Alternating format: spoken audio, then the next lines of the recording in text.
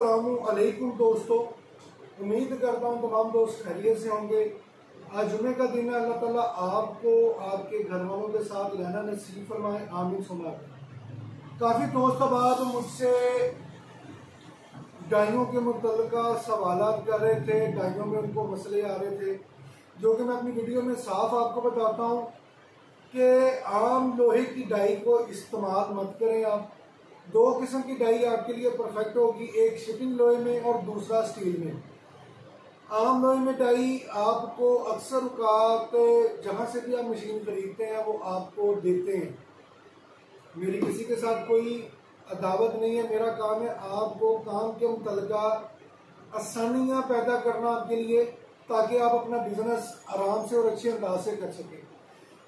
Screen के ऊपर डाइयों की मुख्तलिफ किस्म की आपको तस्वीरें और वीडियो नज़र आ रही होंगी।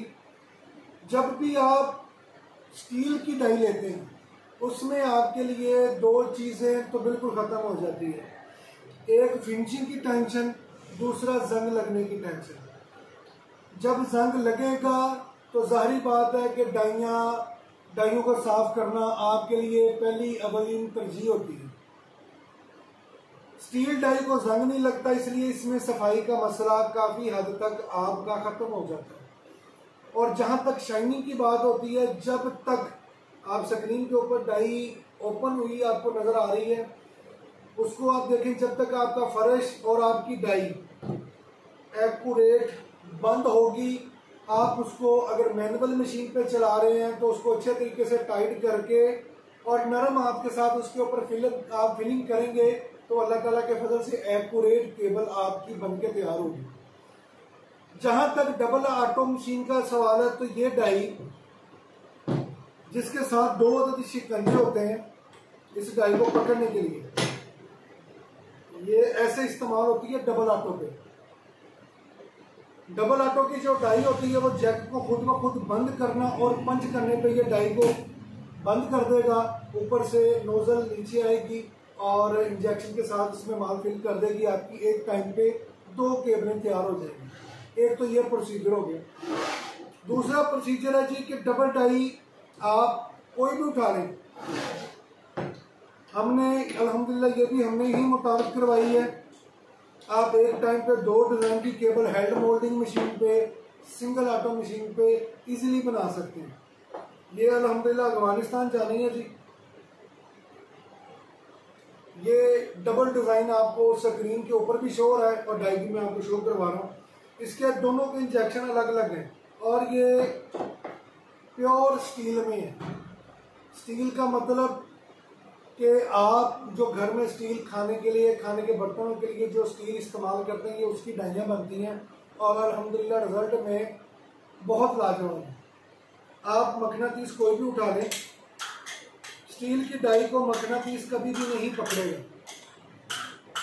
और ये लोहे की डाई है, ये आप स्क्रीन पर देख रहे हैं, इसने इसको उठा लिया। उसके बाद जो होती है शिकंजे वाली डाई, ये भी अल्हम्दुलिल्लाह ये भी स्टील में दस्तयाब है। लोग बनाते हैं क्योंकि जब हम किसी भी कस्टमर को या कहीं से वो पहले बनवा चुके होते हैं, उसके बाद वो जब नई डाई बनाना चाहते हैं तो अल्हम्दुलिल्लाह राब्ता करते हैं, तो जितना हो सकता है हम उनके लिए आसानियाँ पैदा करते हैं। ये है जी स्टील की नोजल, मुकम्मल स्टील है। काफ़ी हद तक अब नोजल की बात आई है तो मैं आपको इसकी सफाई का भी मुकम्मल तरीक़ाकार बता देता हूँ। काफ़ी दोस्त परेशान है।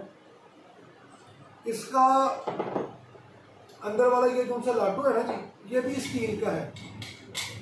इसमें कोई चीज़ लोहे की इस्तेमाल नहीं हुई। ये है जी इसका मुकम्मल हिस्सा जो आप स्क्रीन के ऊपर भी मैं आपको दिखा दूंगा। ये हो गया बंद। अब नोजल की सफाई करना कैसे होता है, बांग आप देखते हैं जिसमें हम कोई भी चीज़ टाइट करके इसको पाइप रेंच के साथ, सबसे पहले तो आपने इसको गर्म करना है। ये वाला हिस्सा गर्म करने के बाद इसको किसी भी बांग के साथ बांध देना है और पाइप रेंच के साथ इसकी चूड़ी को खोल लेना है। ये ऐसे खुल जाएगी। उसके बाद ये लाटू नुमा चीज़ आपको नजर आएगी। गर्म अगर है तो इसको भी बांग के साथ ऐसे बांध लें और यहाँ पे पाइप रेंच डालें, इसको भी खोल लें। ये भी हिस्सा अलग हो जाता है ये वाला। उसके बाद आप कोई भी चीज, लोहे का राड या कोई भी चीज लें, राड आपका गर्म होना चाहिए। इसको ऊपर वाली चूड़ी तो आप ऑलरेडी बोल चुके हैं। यह प्रोसीजर हर 10 दिन में आपको करना पड़ेगा, यह जरूरी है। ये दोनों साइडों से होल आपको नजर आ रहा होगा, इसकी मुकम्मल तौर पे ऐसे सफाई करनी है आपने। ये हिस्सा साफ करने के बाद अगर तो आपका जहां तक ब्रीक रेंगमार साफ करने के बाद इसके अंदर लगा दें और इसको रख दें। उसके बाद ये सुराख आपको नजर आ रहा है, कोई भी ब्रीक चीज इधर से मारना स्टार्ट करें, गर्म होगा तो माल आपका नरम होगा दाना और आराम से साफ हो जाएगा। इसके 4-5 सुराख हैं इसके अंदर आपको नजर आ रहे हैं, इसको भी आसानी तरीके के साथ ओपन कर लें। थोड़ा सा गर्म होगा तो आराम से ओपन हो जाएगा। जहां तक बात आपके काम करने की है, मैं आज भी मेरे पास एक दोस्त आए थे, अल्हम्दुलिल्लाह डबल ऑटो मशीन बुक करके गए हैं और अल्हम्दुलिल्लाह जो चीज़ें मैंने उनको बताई थी उन्होंने भी कम से कम लाहौर से साइडों से मुकम्मल चीज़ें देखने के बाद दोबारा आके अपना ऑर्डर बुक करवाया। जैसे मैं आपको कॉइलों का जिक्र करता हूँ, अपनी स्क्रीन के ऊपर देख रहे हैं। अगर आप सस्ता कॉइल लेना चाहते हैं तो मार्केट में आपको बहुत सी किस्में मिल जाएंगी।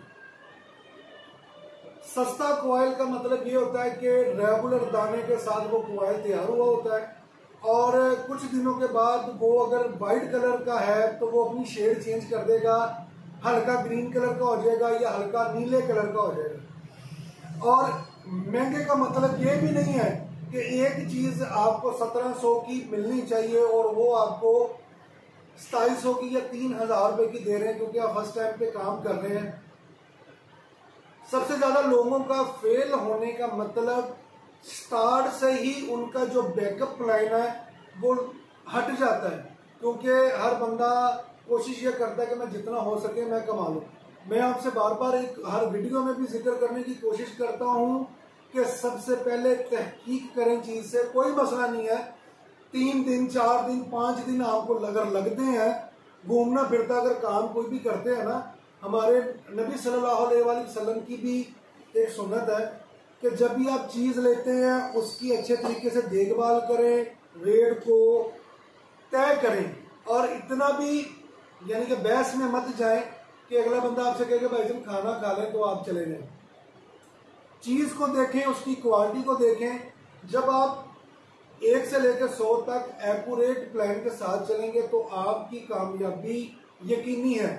अगर आप यहाँ से जाते हैं किसी एक जगह पे बैठ जाते हैं, अपनी चीजों को देखते हैं और ले लेते हैं, आपको ना मार्केट का पता कि मार्केट में कितनी चीजें आप महंगी ले रहे हैं सस्ती ले रहे हैं, तो जब आप पहले में ही अगर एक चीज मार्केट में आपको 2 रुपए की मिल रही है और आप 10 रुपए की परचेज करके आ गए तो उसका भी कोई मसले वाली बात नहीं है, आप उसको पूरे लेवलों में सेल कर दें।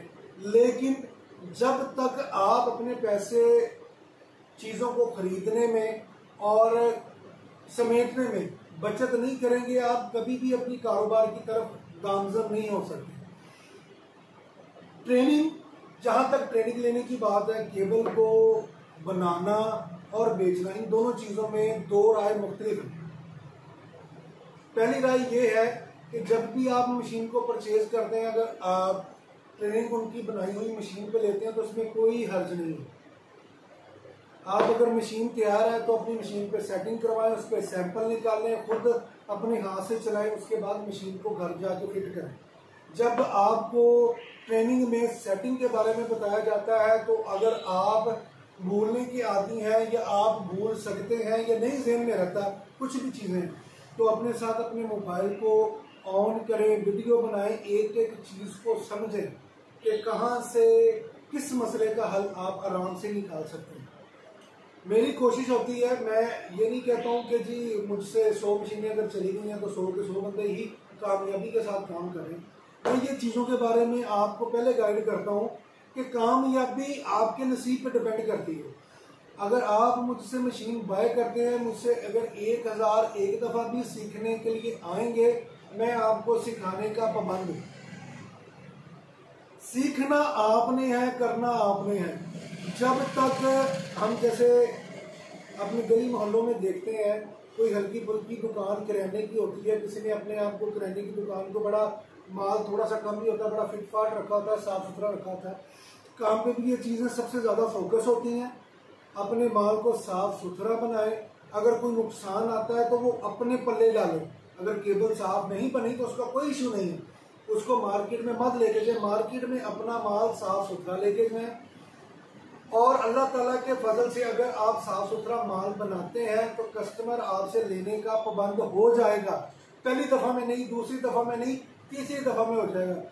हमारी जो सोच है पाकिस्तान की, वो मेहनत करना कम जानते हैं। कोशिश ये करते हैं कि भाई जाते सारी ना तो रोजगार शुरू हो जाए। कोई भी काम हम सेट करते हैं उसके लिए एक टाइम दरकार होता है, उसके लिए मेहनत दरकार होती है, मेहनत के साथ साथ सब्र दरकार होता है। आप कोई भी काम करते हैं आपको अच्छे और बुरे दोनों साइडों को देख के चलना पड़ता है। सबसे पहले तो आपके जो रिश्तेदार हैं, अगर आपसे काम अभी 2 4 5 दिन में स्टैंड नहीं कर सके तो वही आपको वो मेने मारने शुरू कर देंगे की कर देता सी, तुम रोकिया सी, ये काम ना करो। मुख्तलिफ किस्म की वजह बनाते हैं, दो सबब बातें करते हैं। हमेशा हजरत अली का भी कौल है, अगर आपने बुरे वक्त में अगर अपनों में गैर बंदे तलाश करने हैं तो बुरा वक्त आप पे जब आए तो आपको साफ साफ नजर आ जाएंगे। और बाहर से अगर आपने अपने लिए कुछ अच्छे दोस्त तलाश करने हैं तो वो बुरा वक्त है जिसमें आपको पराये का और अपने का साफ साफ अंदाजा हो जाता है। मेहनत कभी भी करना ना छोड़े। अल्लाह ताला ने वादा किया हुआ है रिज़्क देना। जितनी दुनिया है जिसमें हम मुसलमान हैं, क्रिश्चियन है, ईसाई और क्रिश्चियन है, यहूदी, दुनिया में ऐसा कोई भी शोबा नहीं है, हिंदू है, अल्लाह ताला सबको देते हैं और बदलने का मौका भी सबको देते हैं। आप अपने काम से कभी भी दिल बर्दाश्ता मत हो। इस काम की स्पेस एक मशीन से आप डाटा केबल बना सकते हैं, इस्त्री की तार पंच कर सकते हैं, बिजली का शू बना सकते हैं, पावर केबल बना सकते हैं, उसके अलावा शॉर्पनर बना सकते हैं, पेन बना सकते हैं, ऑक्स केबल बना सकते हैं, बीजे केबल बना सकते हैं। मेरे ख्याल में 50 से ज्यादा आइटम जो आप इस मशीन से बना सकते हैं। लेकिन उसके लिए सबसे पहले आपको एक चीज की तरफ फोकस करना पड़ेगा। आप मार्केट के साथ पाँव रख के चलेंगे तो आपके लिए रास्ते मजीद बनेंगे। स्क्रीन के ऊपर भी आपको इस्त्री तार की पंचिंग की भी वीडियो, डाइयों की तस्वीर, पावर केबल की डाइयां आपको नजर आ रही हैं। मेरी कोशिश हमेशा से एक रहती है कि जितना हो सके मैं आपके लिए आसानियां पैदा करूं। जब आप कोई काम करते हैं तो कोई लोग आपको अच्छा भी कहते हैं, कोई लोग आपको बुरा भी कहते हैं। अच्छा कहने वालों की बातों की आप जितनी हो सके उस बात को समझे, बुरा कहने वाले लोगों को हमेशा सलाम करें। आपका जब सूरज हमेशा जब तुलू होता है ना तो हर बंदा खड़ा होकर देखता है कि सूरज निकला है। जब गुरूब होता है ना तो तब भी हर बंदा देखता है कि सूरज अब गुरूब हो रहा है। अल्लाह ताला आपके लिए आसानियां पैदा करे, आपके लिए रिज़्क के दरवाजे खोले। मेहनत करें, जिस भी काम में करें उसमें लगन के साथ काम करेंगे तो अल्लाह ताला आपके लिए रोजी के दरवाजे खोलेगा। इंशाअल्लाह ताला नई वीडियो के साथ, नए टॉपिक के साथ दोबारा हाजिर होगा। दुआओं में याद रखिए। अस्सलाम वालेकुम।